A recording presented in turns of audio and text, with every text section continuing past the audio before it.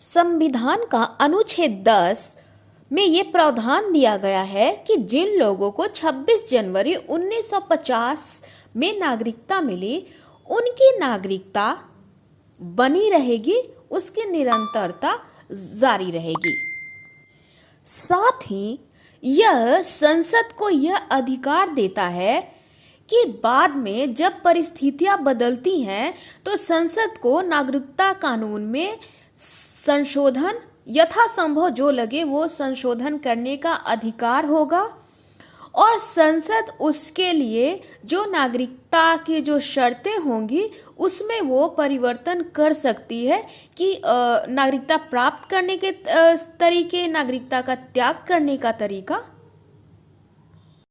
एक तरफ तो ये बताया जा रहा है कि जो व्यक्ति 26 जनवरी 1950 को नागरिक था वह नागरिक बना रहेगा, लेकिन बाद में अगर संसद कोई कानून बनाती है और नागरिकता में संशोधन करती है तो उसके बाद से नियमों में उसका प्रभाव देखा जाएगा। क्योंकि आप सबको पता है कि 1950 के बाद ही हमारा जो नागरिकता अधिनियम है वो 1955 में आया था। उसके बाद उसमें बहुत सारे परिवर्तन हुए हैं।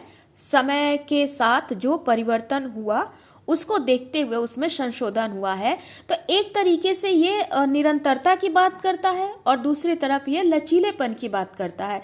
ये कहता है कि स्टेबिलिटी भी होनी चाहिए और एक डायनेमिक प्रोसेस भी होना चाहिए।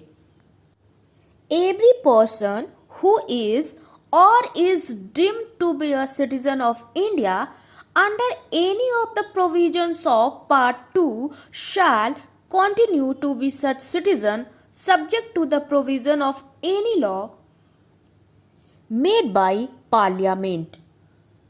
अब देखिए जो 1986 का संशोधन आया ये नागरिकता अधिनियम का, तो उसके अनुसार सिर्फ जन्म के आधार पर नागरिकता में बदलाव किया गया, किसी एक पेरेंट का इंडियन होना मान्य किया गया।